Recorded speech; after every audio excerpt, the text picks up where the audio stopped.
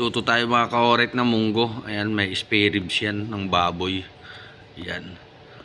Sinabay ko na nga pala yung spare ribs sa pagpapalambot ng munggo. Ayan, ginisa ko na dyan mga ka-oret yung kanyan, bawang, sibuyas, tsaka kamatis. Ayan mga ka-oret. Ayan, di ko na rin pala napakita yung kanyan paglagay ko ng bagoong isda. Ayan mga ka-oret.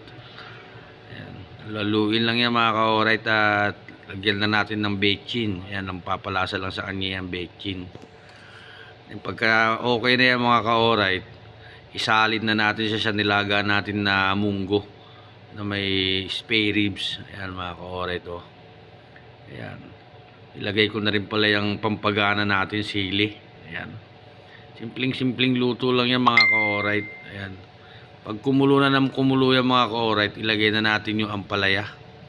Ayan mga ka-orit, ampalaya yung gulay natin na ilalagay dyan. Ayan, malapit na rin yan maluto mga ka-orit. Saglit lang naman lutuin ang munggo pagka malambot na yan.